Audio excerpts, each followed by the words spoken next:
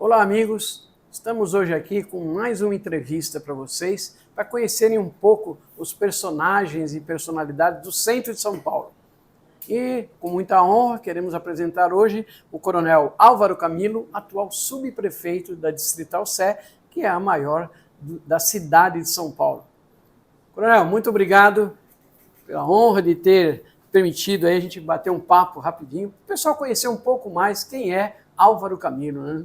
Eu que agradeço, Coutinho. Agradeço a todos que nos acompanham por essa oportunidade, né, de falar, de mostrar um pouquinho, né, da nossa vida e um pouquinho do que é o nosso centro de São Paulo. Isso. Eu queria, começando, você que é lá de Ferraz de Vasconcelos, né, onde você nasceu, Vamos falar um em pouquinho 61. Como é que era a sua família, a sua infância em Ferraz? Vamos lá, eu fui muito feliz, sou muito feliz, Coutinho. Quem me vê aqui no centro, em qualquer lugar que eu tive, mesmo no comando da instituição, qualquer lugar, eu fui muito feliz. Eu acho que feliz, eu me proponho a ser feliz onde eu estiver. E a minha infância foi fantástica. Minha infância foi na rua Sul de Minuci, número 414, lá em Ferraz de Vasconcelos. Era uma rua de terra, a gente brincava o dia inteiro naquela rua. As mães, uma época em que as mães nem todos tinham TV em casa. Sim. As mães punham a cadeira na calçada, ficavam olhando os filhos brincarem. Então eu realmente tive as fases da vida que muitos só veem nos livros. Fase do peão, né? A época do peão, sim. época da pipa, época da fogueira de São João, É verdade. época do bate-lata, época de pegar lá o siriri lá, como é que chama? Esqueci o nome daquele maior que a gente pegava lá aquela formiga grande. Então, quando tinha lá os cupinzeiros que saíam, né, revoando. Então, assim, eu tive uma infância fantástica. Eu brinquei muito, muito, muito, né? Isso me fez aí aproveitar. Até os 12 anos eu morei lá. Depois eu mudei para São Paulo. Aqui já começou uma vida um pouquinho diferente. 12 anos ainda vivendo. Meu pai deixou a gente brincar muito. Até os 14. Ah, é? Olha. 14, quando fizemos 14 anos, e foi assim, foi com os meus irmãos também. Com o final de 13 anos, meu pai ensinou uma profissão. No meu caso, meu pai era linotipista, tipógrafo, eu aprendi tipografia. E com 14 anos, eu comecei a trabalhar. Seu pai trabalhava lá em Ferraz? Meu pai trabalhava em Ferraz primeiro, né? Morava em Ferraz, trabalhava na Polícia Militar, chegou a trabalhar em Ferraz também, mas trabalhou a maior parte do tempo aqui no centro de São Paulo. E aí por que eu mudei para São Paulo? Com 12 anos, meu pai foi trabalhar no Barro Branco, que era um pouco mais longe do centro. Sim. E ele resolveu mudar de Ferraz para cá para ficar mais próximo do serviço. Para nós foi uma felicidade, foi aí que eu conheci a Academia do Barro Branco. Mas com 14 anos comecei a trabalhar e vim trabalhar no centro. Ah, é? Então já começou a trabalhar no centro. Qual foi o primeiro emprego? Fui tipógrafo numa gráfica aqui na Rua dos Andradas. Fui tipógrafo, depois fui impressor gráfico, depois fui linotipista. Linotipo, para quem não sabe, é uma máquina que não existe mais. Você escrevia no chumbo. Sim. Você escrevia, fazia os lingotes de chumbo, montava todos os lingotes para ir para a impressora para fazer o jornal. Então trabalhei bastante tempo em gráfica. Depois, sempre aqui no centro de São Paulo. Depois fui trabalhar aí num escritório de contabilidade na Zona Norte, mas pouquinho tempo, e eu entrei na academia, na Polícia Militar.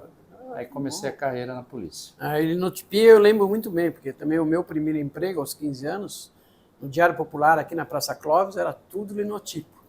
Então tinha um pessoal que fazia lá a linotipia e tinha um carregador de chumbo também, que eram os caras que faziam aquelas caixas para pôr, para derreter o chumbo, para fazer as barras, depois na calandra montar para imprimir o jornal depois, né?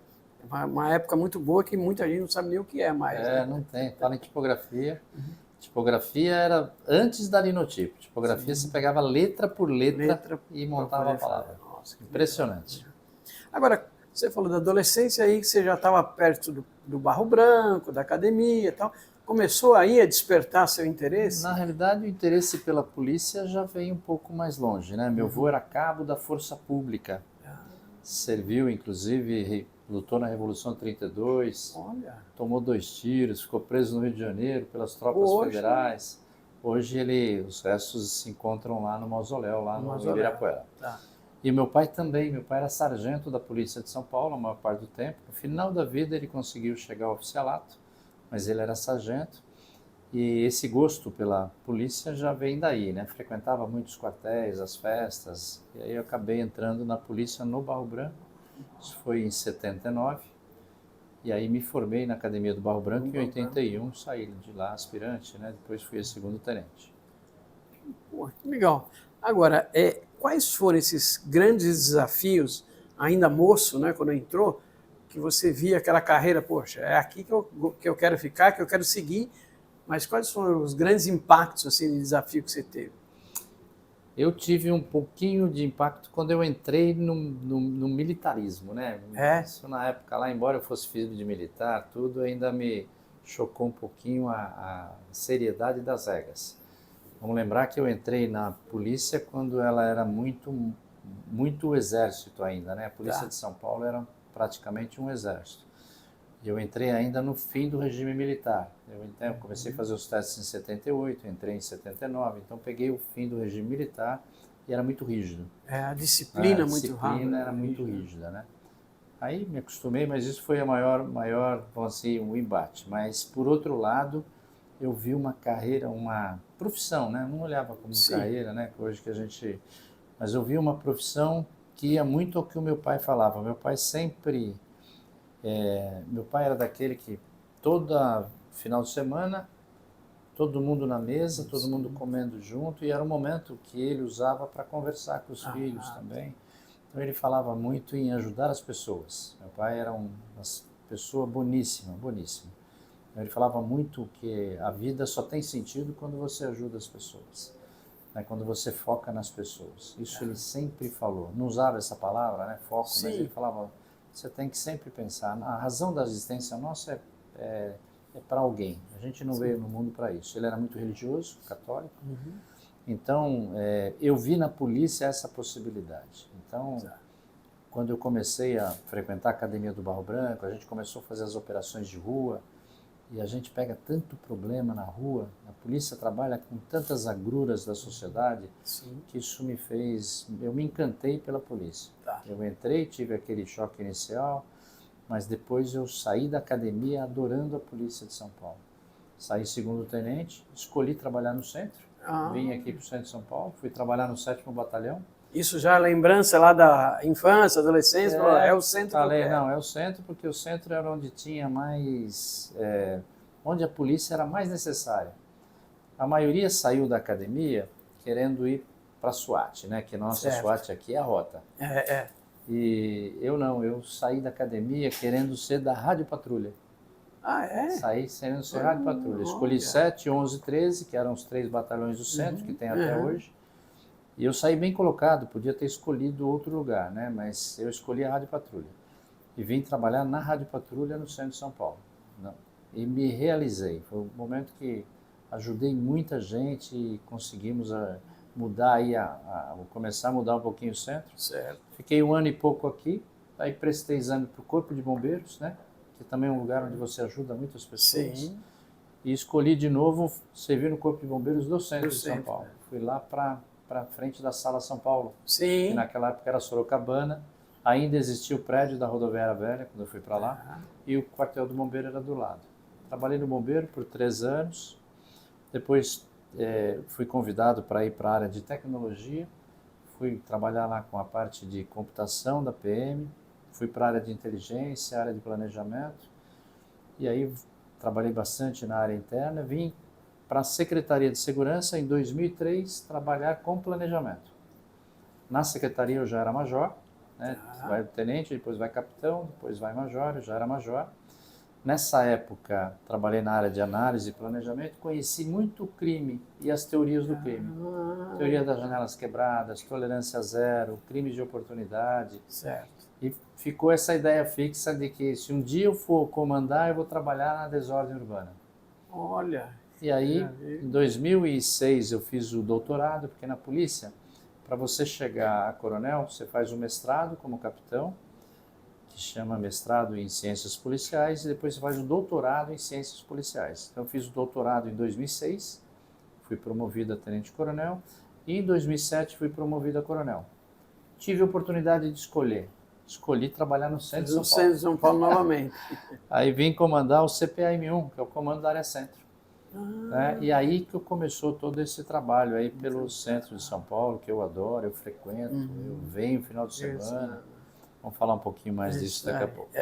Agora, uma das qualidades que todos admiram é a sua calma. Aí um deles falou, pô, será que ele faz meditação? O que ele faz? Que todos, ele é bem calmo, tranquilo. De onde vem isso? Bom, isso é uma característica pessoal em primeiro lugar, mas segundo, porque quanto mais eu gosto muito de ler a respeito de desenvolvimento pessoal mesmo, né? Mas eu sabia que na polícia eu tinha que chegar para resolver problema. Então eu tive um capitão aqui na Área Centro que chamava Capitão Seabra. Ele falava, olha, você tem que chegar na ocorrência para resolver, para solucionar. Você não pode chegar e ser mais parte do problema. Certo. E ele falava, você tem que ter, ele chamava de rigor sereno. Ele falou, você precisa ser rigoroso quando necessário, mas você tem que estar sempre sereno. Certo. Você tem a autoridade, você não precisa ficar demonstrando, mas você precisa usar quando for necessário. Certo. Né? Então, isso aí, aliado à forma do meu pai ser também, trouxe muito do meu pai. Meu pai era muito paciente, muito tolerante, né, nesse aspecto. Ele era rígido na questão militar, mas com as pessoas ele era muito tolerante. Então, essa forma de lidar com os problemas, eu fui aperfeiçoando durante o tempo, né, da vida. Então, ninguém me via bravo, ninguém me via... A gente tomava atitudes fortes, rigorosas quando necessário, mas a forma é muito importante. A gente fazia de uma forma serena sempre. Então, agora entrando no terreno do centro mesmo de São Paulo, a gente está vendo já esse amor, essa paixão, essa abnegação pelo centro que você tem. O que significa o centro de São Paulo para o subprefeito? Olha, o centro de São Paulo, eu vou falar primeiro para o Camilo, né? É uma maravilha, é uma das coisas mais lindas que tem o nosso centro de São Paulo. Para quem está aqui, para quem vem à noite, para quem vê de cima, como comandante-geral, eu sobrevoei muito centro. Então, o centro de São Paulo é um lugar onde as pessoas se encontram. O centro de São Paulo é um lugar onde as pessoas se confraternizam. Então, o centro de São Paulo, eu conheci esse centro. Né? Sim. Aliás, antes dos 13 anos, eu não comentei, mas vim estudar música onde hoje é a Pinacoteca. Era liceu de artes e depois se transformou em faculdade de belas artes. E eu vinha lá com 12, 13 anos, tomava o ônibus lá e vinha estudar. Eu adorava o centro. Então, o centro é um lugar de encontro. O centro é um lugar de vida. Então, é isso que eu vejo como Camilo. Então, eu gosto do centro. De novo, eu frequento. Eu pego a minha esposa e venho no centro. Eu venho em restaurantes no centro, venho visitar aqui o Banco do Brasil, né, o Centro Cultural, passear aqui no centro. Pinacoteca, eu venho com ela. Né?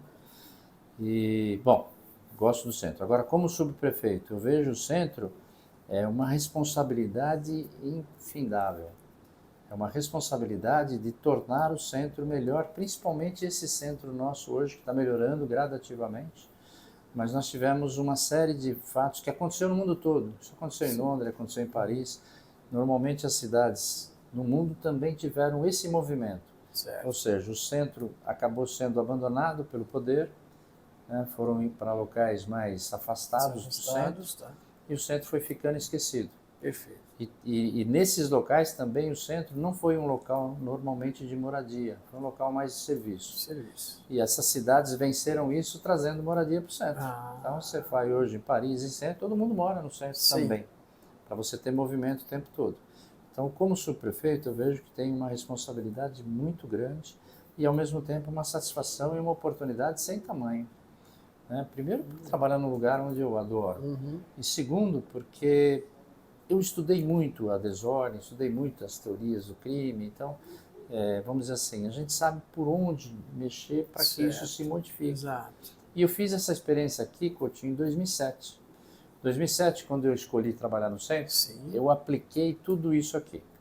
Então, a gente começou a fazer um trabalho de organização do centro muito forte naquela época. Coincidiu com a Lei Cidade Limpa também. Então fiz uma parceria muito boa com o então prefeito Gilberto Kassab. Pedi para ele auxílio, porque a polícia não tem competência para agir Não tinha, porque não tinha atividade delegada. Para agir na desordem. E a gente sabe que a desordem leva o crime, porque o criminoso quer um ambiente desorganizado, escuro, né? Então, o que aconteceu? Nós fizemos um trabalho aí naquela época de organização. Perfeito. Então, quando eu vim para o centro, a gente fez essa mesma linha. Começamos, quando eu vim trabalhar na região centro, trabalhar fortemente na desordem. Aí eu conheci a parte política aqui, a comunidade ajudou demais. Trabalhei muito forte com Vivo Centro, Paulista Vivo, Univinco, CDLs, né, Bom Retiro, Santa Efigênia, Rotary. Então nós conseguimos melhorar bastante o centro.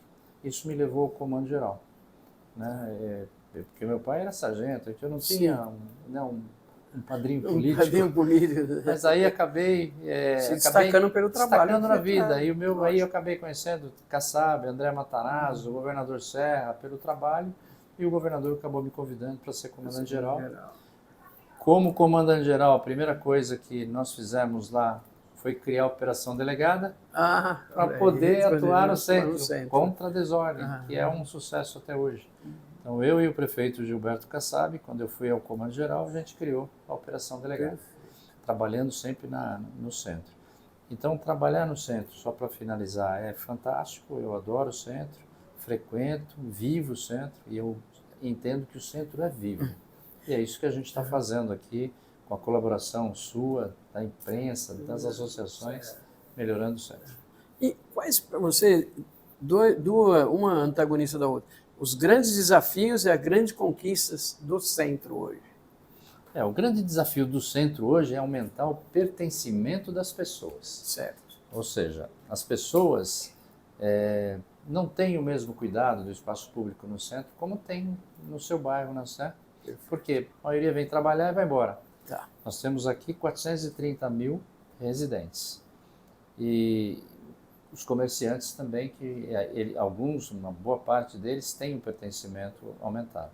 Mas, infelizmente, alguns comerciantes e aqueles que vêm trabalhar aqui não cuidam do centro. Então, eles descartam resíduos de forma inadequada, acabam vandalizando.